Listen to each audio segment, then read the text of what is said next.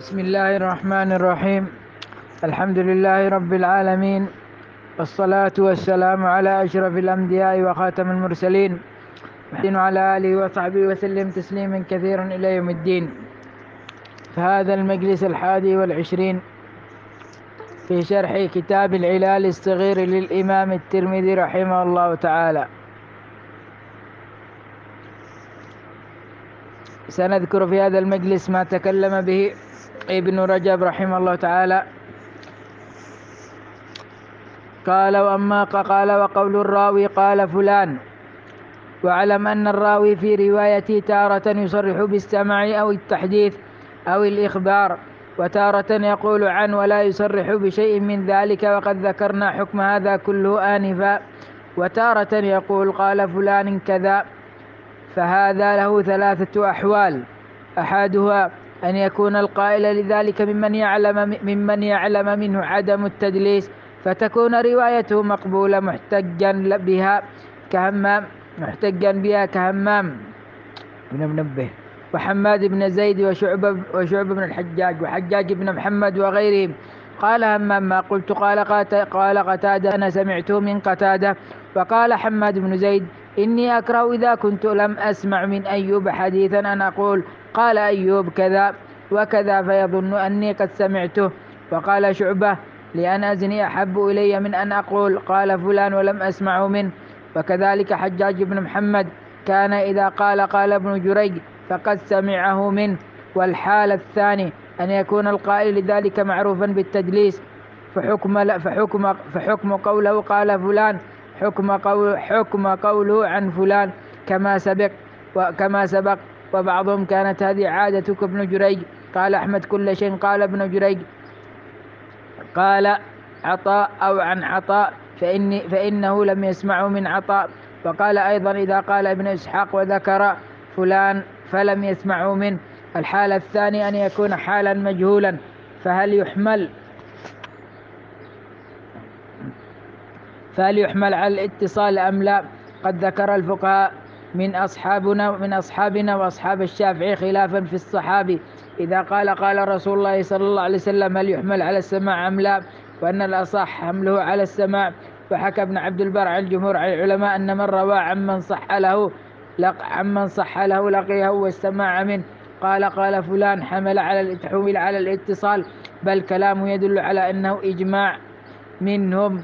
وذكر الإجماع على أن قول الصحابي عن رسول الله صلى الله عليه وسلم وقال رسول الله صلى الله عليه وسلم وإن رسول الله صلى الله عليه وسلم قال وسمعت رسول الله صلى الله عليه وسلم كله سواء. ولكن هذا قد يتبنى على أن مرسل الصحابي حجة. نعم. والثاني المؤنن، الحديث المؤنن، الموضوع الثاني المؤنن.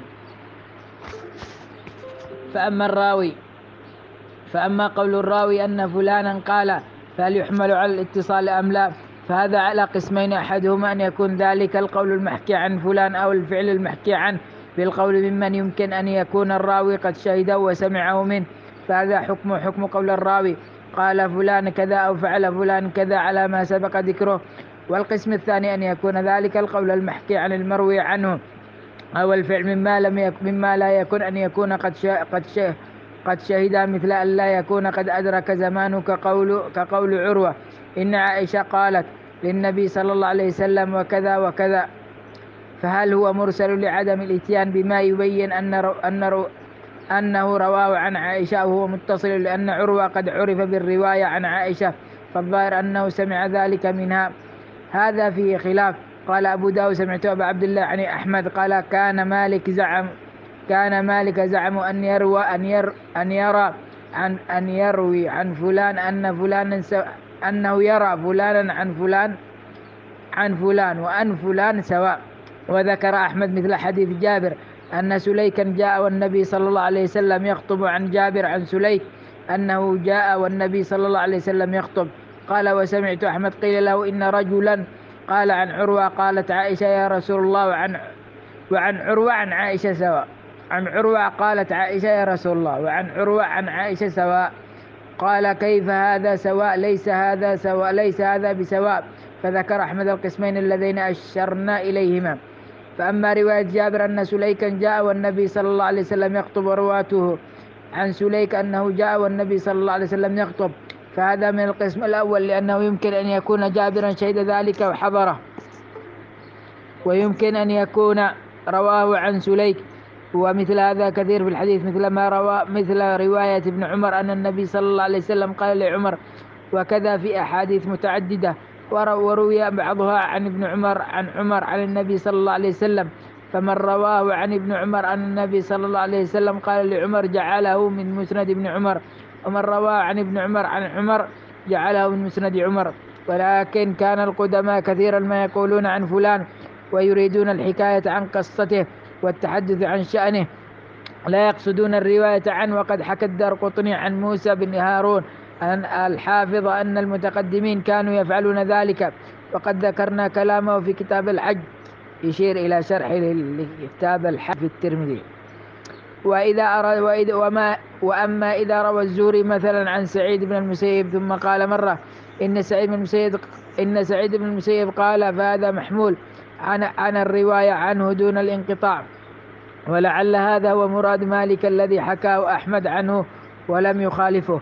وقد حكى ابن عبد البر هذا القول عن جمهور العلماء، وحكى عن البرديجي خلاف ذلك، وأنه قال هو محمول على الانقطاع إلا أن يعلم اتصاله من وجه آخر، فقال لا وجه لذلك ولم يذكر لفظ البرديجي، فلعله قال ذلك في القسم الثاني كما سنذكره. أما رواية عروة عن عائشة عن النبي صلى الله عليه وسلم، عروة أن عائشة قلت للنبي صلى الله عليه وسلم، فهذا هو القسم الثاني، وهو الذي أنكر أحمد التسوية بينهما. والحفاظ كثيرا ما يذكرون مثل هذا ويعدوا اختلافا في إرسال الحديث واتصاله، وهو موجود كثير في كلام أحمد وأبي زرعة وأبي حاتم الدارقطني وغيرهم من الأئمة. ومن الناس من يقول هما سواء كما ذكر ذلك لأحمد، وهذا إنما يكون في من اشتهر بالرواية عن المحكي قصته كعروة مع عائشة. أما من لم يعرف له سماع منه فلا ينبغي أن يحمل على الاتصال، ولا عند من يكتفي بإمكان اللقي. والبخاري قد يخرج من هذا القسم في صحيحه كحديث عكرمة أن عائشة قالت للنبي صلى الله عليه وسلم في قصة امرأة رفاعة، وقد ذكرنا في كتاب النكاح. هذا على تقدير أن يكون عكرمة سمع من عائشة. وذاك قد ذكر الإسماعيلي في صحيحه أن المتقدمين كانوا لا يفرقون بين هاتين العبارتين. وكذلك ذكر أحمد أيضا أنهم كانوا يتساهلون في ذلك، مع قوله إنهما ليسا بسواء وإن حكمهما مختلف، لكن كان يقع في ذلك منهم أحيانا.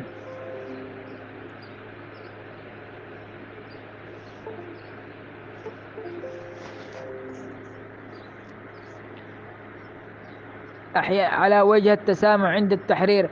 قال أحمد في رواية الأثرم في حديث سفيان عن أبي النضر عن سليمان بن يسار عن عبد الله بن حذافة في النهي عن صيام أيام التشريق. ومالك قال فيه عن سليمان بن يسار أن النبي صلى الله عليه وسلم بعث عبد الله بن حذافة. قال أحمد ومرسل سليمان بن يسار لم يدرك عبد الله بن حذافة. قال وكانوا يتساهلون عن عبد الله بن حذافة وبين أن النبي صلى الله عليه وسلم بعث عبد الله بن حذافة. وقيل له حديث أبي رافع أن النبي صلى الله عليه وسلم بعثه يخطب ميمونة. وقال مطر عن أبي رافع قال نعم وذاك أيضا نعم. قال فصل في الحديث الحسن وما يتفرع على شروطه.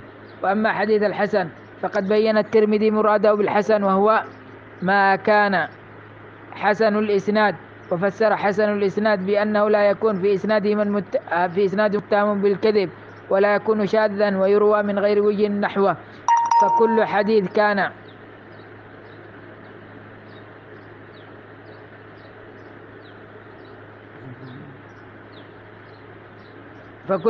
كان كذلك فهو عندنا حديث حسن. وقد تقدم أن الرواه منهم من يتهم بالكذب ومنهم من لا يغلب على حديثه الوهم والغلط، ومنهم الثقة الذي يقال غلط، ومنهم الثقة الذي يكره غلط. فعلى ما ذكر الترمذي كل ما كان في إسناده متهم فليس بحسن، وما عداه فهو حسن. يشترط أن يكون شاذا، والظاهر أنه أراد بالشاذ ما قاله الشافعي، وهو أن يروي الثقات عن النبي صلى الله عليه وسلم خلافه، وبشرط أن يروي نحوه من غير وجه، يعني أن يروي معنى ذلك الحديث من وجوه أخرى عن النبي صلى الله عليه وسلم بغير ذلك الإسناد. فعلى هذا الحديث الذي يرويه الثقة العدل، ومن كثر غلطه ومن يغلب حديثه الوهم، إذا لم يكن أحد منهم متهما كله حسن بشرط أن لا يكون شاذا أن يكون شاذا للأحاديث الصحيحة، وبشرط أن يكون معناه قد روي من وجوه متعددة.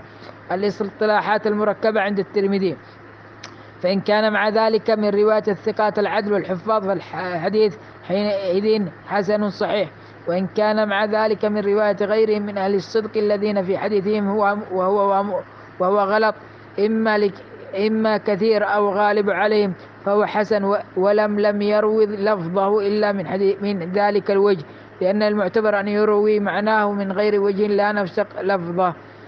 وعلى هذا فلا يشكل في قول حديث حسن غريب، ولا قوله صحيح غريب لا نعرفه إلا من هذا الوجه، لأن مراده أن هذا اللفظ لا يعرف إلا من وجه هذا الوجه، لكن لمعناه شواهد من غير هذا الوجه، وإن كانت شواهد بغير لفظه. وهذا كما في حديث الأعمال بالنيات، فإن شواهده كثيرة جدا في السنة، مما يدل على أن المقاصد والنيات هي المؤثرة في الأعمال، وأن الجزاء يقع على العمل بحسب ما نوي به، وإن لم يكن لفظه حديث عمر مرويا من غير حديثه من وجه يصح. وبمعنى هذا الذي ذكرناه فسر ابن الصلاح كلام الإمام الترمذي، وفي معنى الحسن، غير أنه زاد أن لا يكون من رواية مغفل كثير الخطأ، وهذا لا يدل عليه كلام الترمذي، لأنه إنما اعتبر أن لا يكون رواية منهما فقط، لكن قد يؤخذ مما ذكره الترمذي قبل هذا أن من كان مغفلا كثير الخطأ لا يحتج حديثه ولا يشتغل بالرواية عنه عند الأكثرين. وقول الترمذي رحمه الله تعالى يروى من غير وجه نحو ذلك، ولم يقل عن النبي صلى الله عليه وسلم، فيحتمل أن يكون مراده عن النبي صلى الله عليه وسلم، ويحتمل أن يحمل كلامه على ظاهر، وهو أن يكون معناه يروى من غير وجه، ولولا موقفا ليستدل بذلك على أن هذا المرفوع له أصل يحتفظ به. وهذا كما قال الشافعي في الحديث المرسل، أنه إذا عضده قول صحابي أو عمل عامة أهل الفتوى كان صحيحا. وعلى هذا التفسير الذي ذكرناه لكلام الترمذي إنما يكون الحديث صحيحا حسنا إذا صح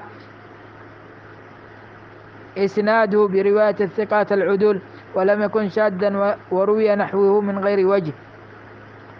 وأما الصحيح المجرد فلا يشترط فيه أن يروى نحوه من غير وجه، لكن لا بد أن لا يكون أيضا شاذا، وهو ما روت الثقات خلافه على ما يقول الشافعي والترمذي، فيكون حينئذ الصحيح الحسن أقوى من الصحيح المجرد. وقد يقال إن الترمذي إنما أراد بالحسن ما فسره به هنا، إذ ذكر الحسن مجردا عن الصحة. وأما الحسن المقترن بالصحيح فلا يحتاج أن يروى نحوه من غير وجه، لأن صحته تغني عن اعتضاده بشواهد آخر. تحقيق قول الترمذي حسن صحيح. وقد اضطرب الناس في جمع الترمذي بين الحسن والصحيح، لأن الحسن دون الصحيح، فكيف يجتمع الحسن جمعه بين الحسن والغريب؟ فإن الحسن عنده ما تعددت به مخرجه، والغريب ما لم يروي إلا من وجه واحد. فمنهم من قال إن مراده أن الحديث حسن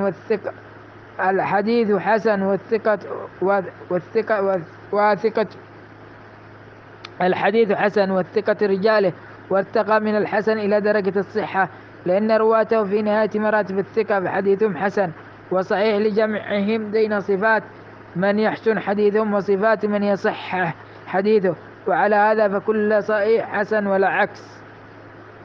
ولهذا لا يكاد يفر الصحة عن الحسن إلا نادرا، تتم في الحسن لذاته، والتوفيق بين تعاريف الحسن.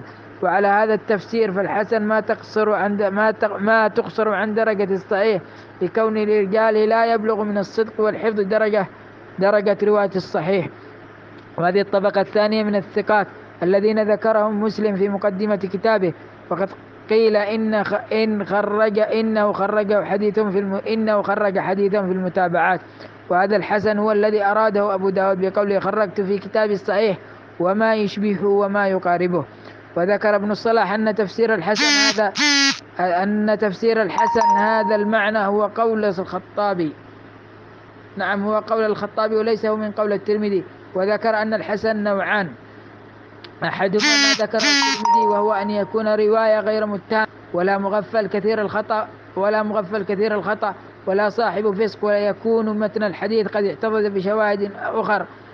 بشاهد آخر له فيخرج بذلك على أن يكون شاذا أو يكون منكرا. الثاني هو قول الخطابي أن يكون رواته من المشهورين بالصدق والأمانة غير أنهم لم يبلغوا درجة رجال الصحيح لتقصيرهم عنهم في الإتقان والحفظ، ولا يكون الحديث شاذا ولا منكرا ولا معضلا. تكملة شرح الاصطلاحات المركبة.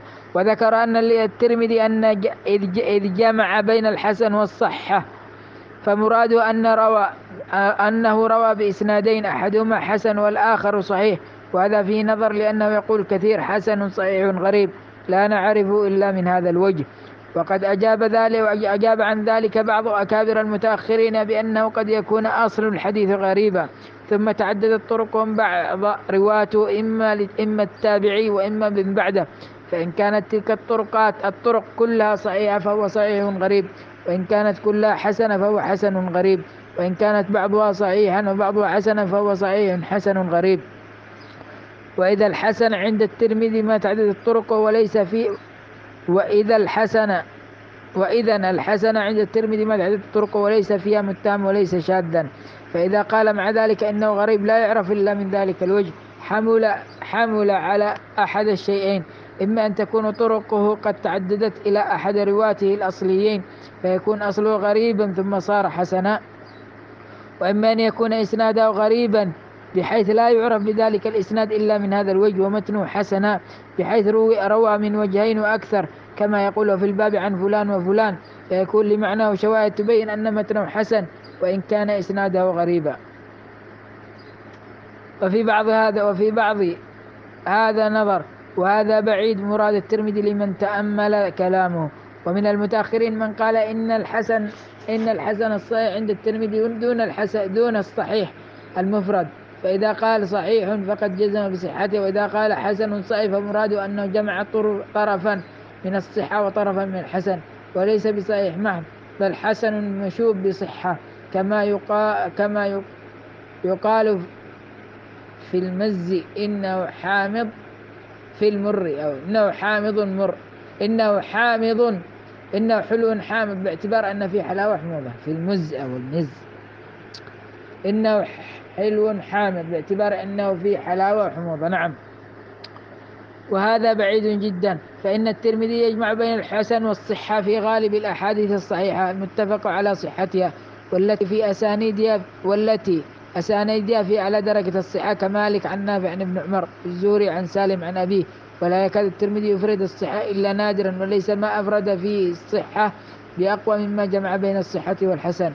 ومن المتأخرين أيضا من قال مراد الترمذي بالحسن أن كلامه كلا من الأوصاف الثلاثة التي ذكرها في الحسن، وهي سلامة الإسناد من المتهم وسلامة من الشذوذ وتعدد الطرق ولو كانت واهية موجب الحسن الحديث عنده، وهذا بعيد جدا.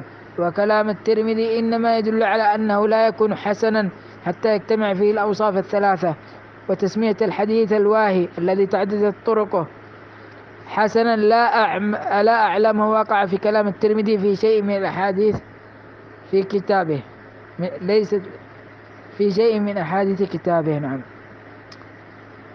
فصل في شرط الترمذي وأنواع الحديث من حيث تفرد الراوي به.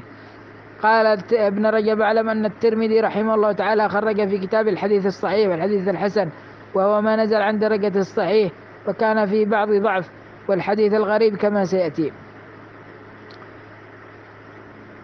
والغرائب التي خرجها فيها بعض المناكير ولا سيما في كتاب الفضائل، ولكنه يبين ذلك غالبا ولا يسكت عنه، ولا أعلم خرج عن متهم بالكذب متفق على اتهام حديثا بإسناد منفرد، إلا أنه قد يخرج حديثا مرويا من طرق أو مختلفا في إسناده في بعض طرقه متهم.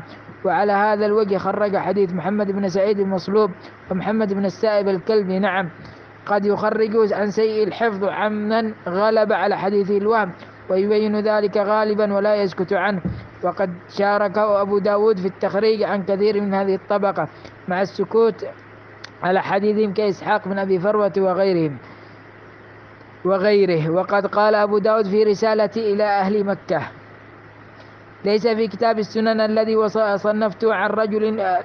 صنفته عن رجل متروك شيء، وإذا كان في حديث منكر بينت أنه منكر، ومراد أنه لم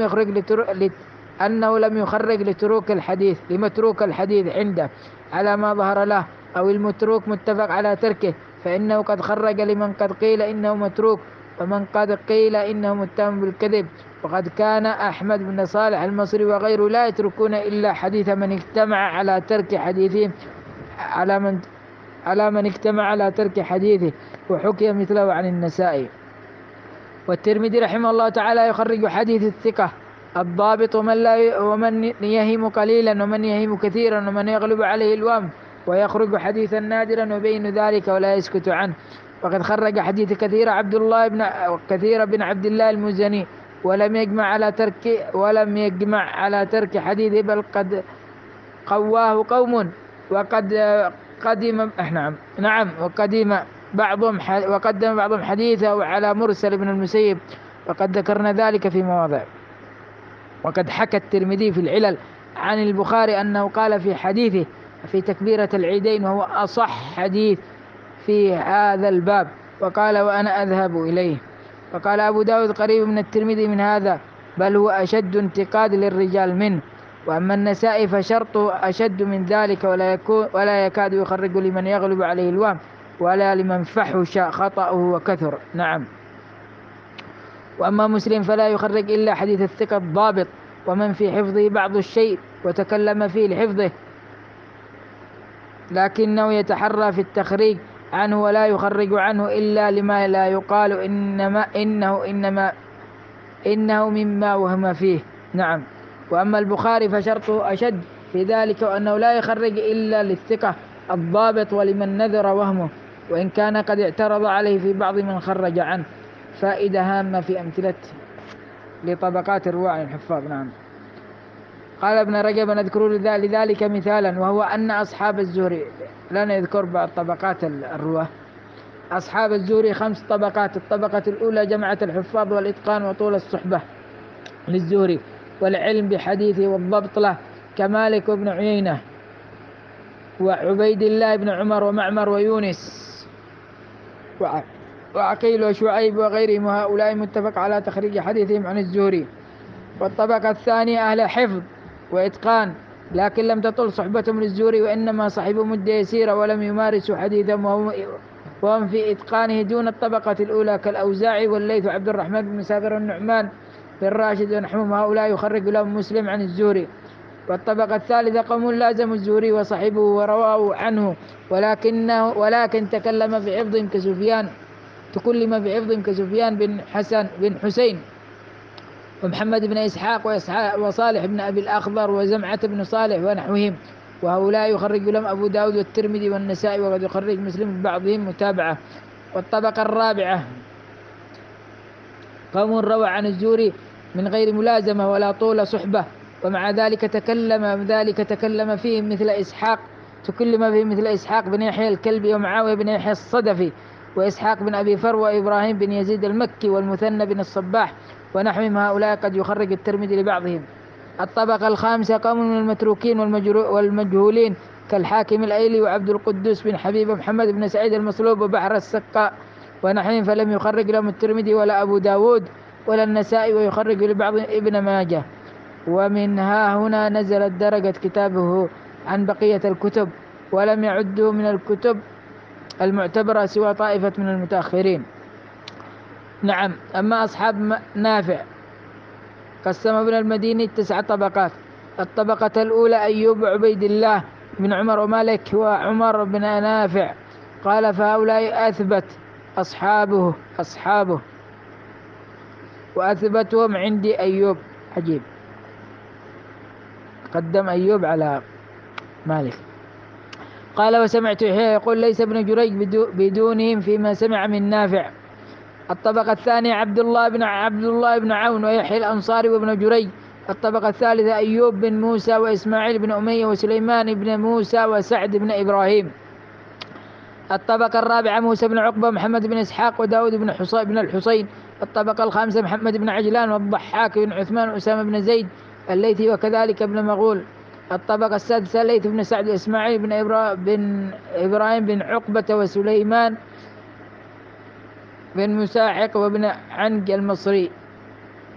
الطبقة السابعة عبد الرحمن السراج وسعيد بن عبد الله بن حرب وسلمة بن علقمة وعلي بن الحكم والوليد بن أبي هشام.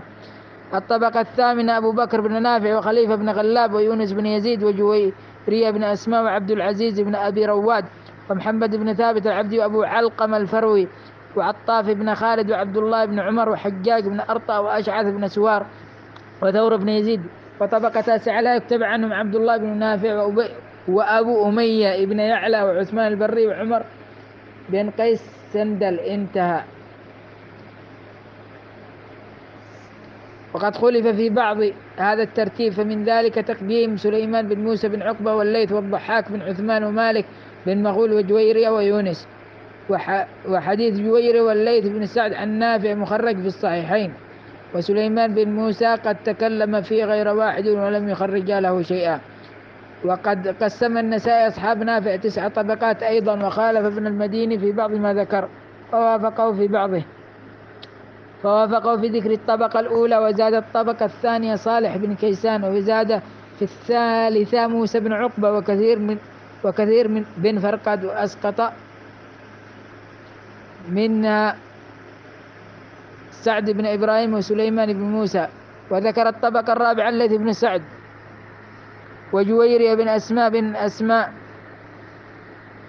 وإسماعيل بن إبراهيم بن عقبة ويونس بن إبراهيم، ولم يذكر غيرهم.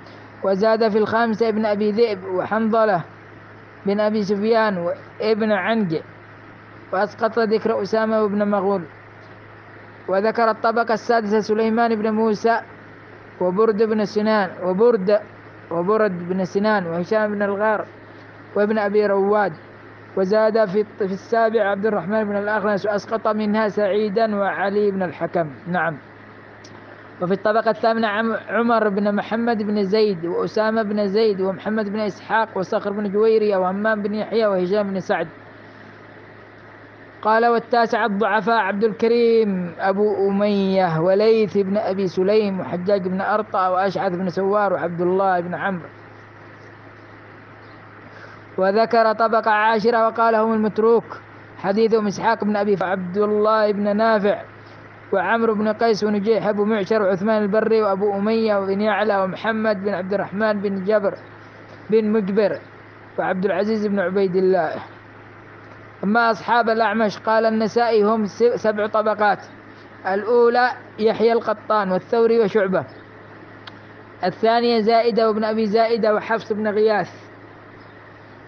الثالثة أبو معاوية وجرير بن عبد الحميد وأبو عوانة. الرابعة قطبة بن عبد العزيز ومفضل بن مهلهل وداود الطائي وفضيل بن عياض وابن المبارك.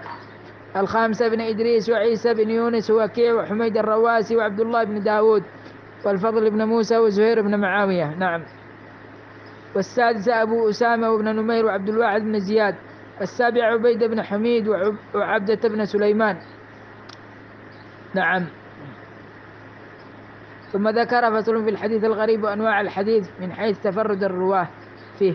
وأما الحديث الغريب فهو ضد المشهور، وقد كان السلف يمدحون المشهور من الحديث ويذمون الغريب منه في الجملة. ومنه قول ابن المبارك العلم هو الذي يجيئك من هنا ومن هنا، يعني المشهور.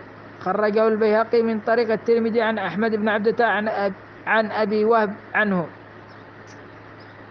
وخرج أيضا من طريق الزهري عن علي بن حسين قال ليس من العلم ما لا يعرف، إنما العلم ما عرف وتواطأت عليه الألسن. وبإسناده عن مالك قال شر العلم الغريب وخير العلم الظاهر الذي قد رواه الناس. وروى محمد بن جابر عن الأعمش عن إبراهيم قال كانوا يكرهون غريب الحديث وغريب الكلام. وعن أبي يوسف قال من طلب غرائب الحديث كذب.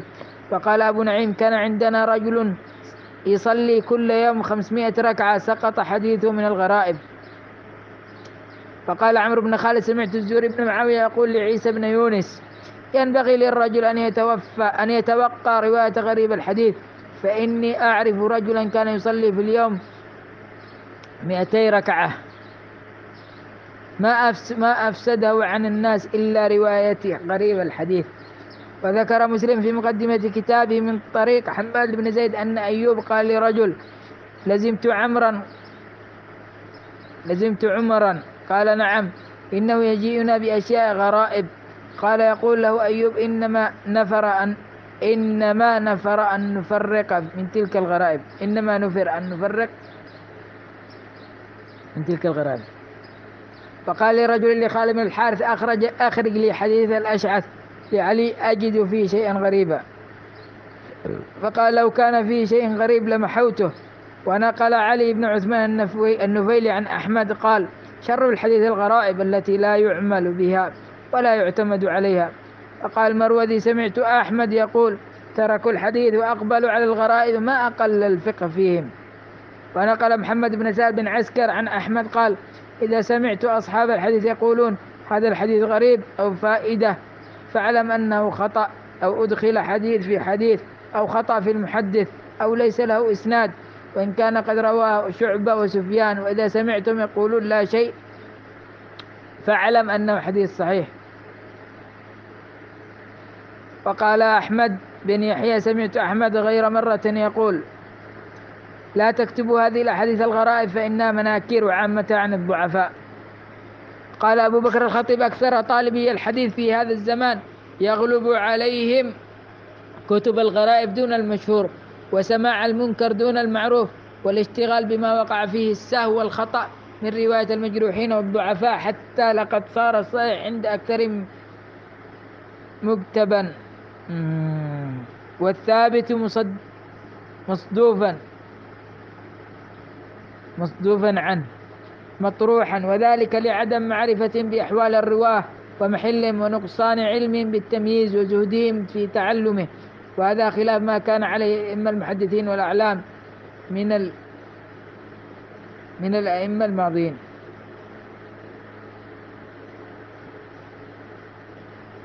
وهذا الذي ذكره الخطيب حق. ونجد كثيرا ممن ينتسب إلى الحديث لا يعتني بالأصول الصحيحة كالكتب والسنة ونحوها كالكتب والسنة ويعتبر بالإجزاء الغريبة مثل مسند البزار ومعاجم الطبراني وأفراد الدارقطني وهي مجمع الغرائب والمناكير. ومن جملة الغرائب المنكر الأحاديث الشاذة المطروحة وهي نوعان ما هو شاذ الإسناد وسيذكر الترمذي فيما بعد بعض أمثلته وما هو شاذ المتن كالأحاديث التي صحت الأحاديث بخلافها كالأحاديث التي صحت الأحاديث بخلافها أو أجمعت الأئمة العلماء على القول بغيرها. وهذا كما قال أحمد في حديث أسماء بنت عميس تسلبي ثلاثا ثم اصنعي ما بدا لك إنه من الشاذ المطروح مع أنه قال به شذوذ من العلماء. إن من المتوفي عنها زوجها لا إحداد عليها بالكلية كما سبق ذكره في موضعه. نعم. وكذلك حديث طاووس عن ابن عباس في الطلاق الثلاث. نعم غلط هنا في غلط مطبعي في الطلاق الثلاث وقد تقدم في كتاب الطلاق كلام أحمد وغيره من. نعم. قال إبراهيم بن أبي علية من حمل شاذ العلماء حمل شرا كثيرا. وقال معاوية بن قرة إياك والشاذ من العلم.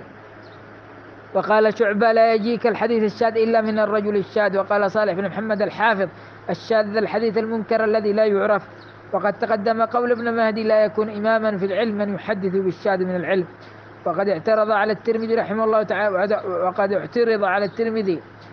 الله تعالى بأنه في غالب الأبواب يبدأ بالأحاديث الغريبة الإسناد غالبا وليس ذلك بعيب فإنه رحمه الله تعالى يبين ما فيها من العلل ثم يبين الصحيح من الإسناد، فكان قصده رحمه الله تعالى ذكر العلل. ولهذا تجد النسائي إذا استوعب طرق الحديث بدأ بما غلط ثم يذكر بعد ذلك الصواب المخالف له. خطة أبي داود في سننه. نعم. وأما أبو داود رحمه الله تعالى فكانت عنايته بالمتون أكثر، ولهذا يكون الطرق واختلاف ولهذا يذكر الطرق واختلاف ألفاظها والزيادات المذكورة في بعضها دون بعض، فكانت بفقه الحديث أكثر من عنايته بالأسانيد، فلهذا يبدأ بالصحيح من الأسانيد وربما لم يذكر الإسناد المعلل بالكلية. ولهذا قال في الرسالة إلى مكة: سألتم أن أذكر لكم الأحاديث التي في كتاب السنن أهي أصح ما عرفتم في الباب، فاعلموا أنه كذلك، إلا أن يكون قد روى من وجهين صحيحين وأحدهما أقوى إسنادا والآخر صاحبه أقدم في الحفظ، فربما كتبت ذلك ولا أرى في كتابي من هذا 10 أحاديث، ولم أكتب في الباب إلا حديثا أو حديثين، وإن كان في الباب أحاديث صحاح فإنه يكثر. وإذا عدلت الحديث في الباب من وجهين أو ثلاث وإذا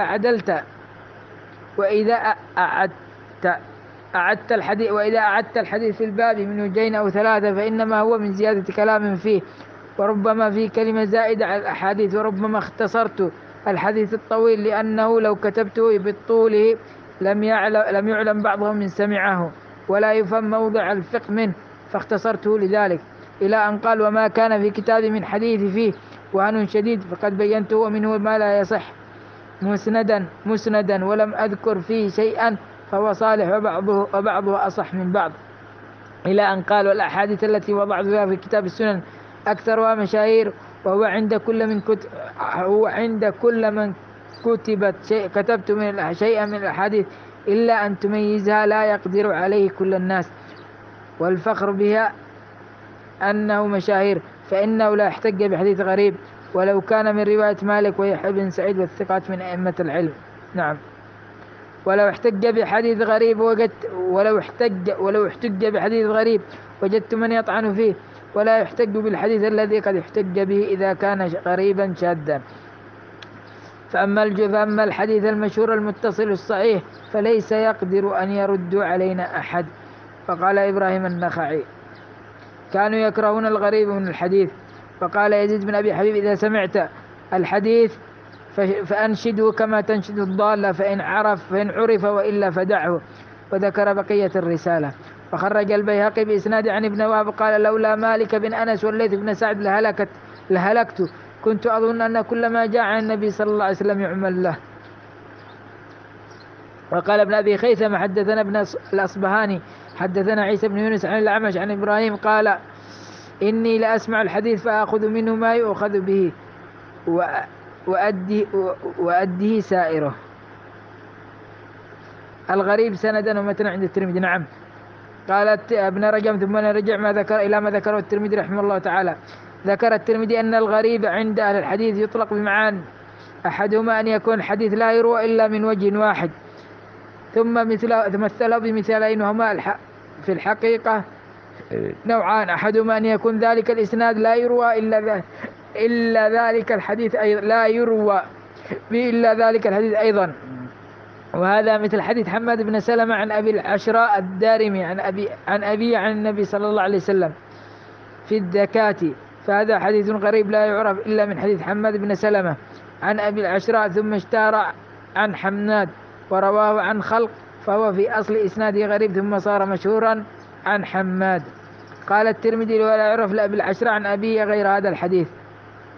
وقد خرج الترمذي في كتاب الصيد والذبائح هذا الحديث وقال: غريب لا نعرفه إلا من حديث حماد بن سلمة ولا يعرف لأبي العشراء عن أبيه غيره.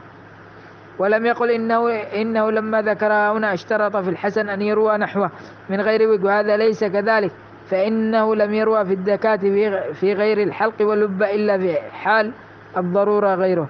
وحكى أيضا في كتاب العلل عن البخاري أنه قال: لا نعرف لأبي العشراء شيئا غير هذا.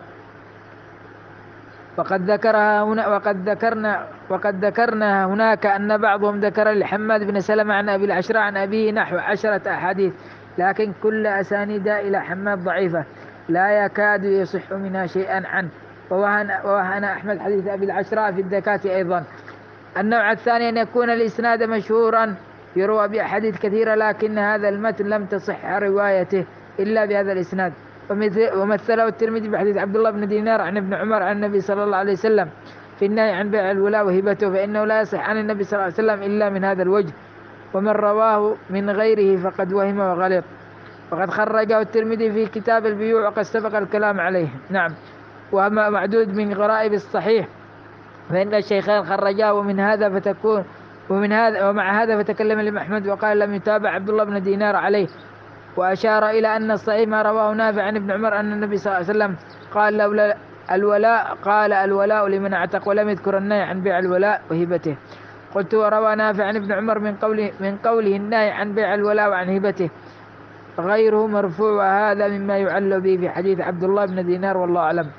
ومن غرائب الصحيح أيضا حديث عمر عن النبي صلى الله عليه وسلم إنما الأعمال بالنيات الحديث، وقد خرجه الترمذي في الجهاد وسبق الكلام عليه. فإنه لم يصح إلا من حديث يحيى بن سعيد بن إبراهيم إلا من حديث يحيى بن سعيد عن إبراهيم التيمي عن علقمة بن وقاص عن عمر. ومن أيضا حديث أنس دخل النبي صلى الله عليه وسلم مكة وعلى رأسه المغفر، فإنه لم يصح إلا من حديث مالك عن ابن شهاب عن أنس وقد سبق ذكره في الجهاد. وأمثلة ذلك كثيرة جدا. هذا وصلى الله وسلم على نبينا محمد.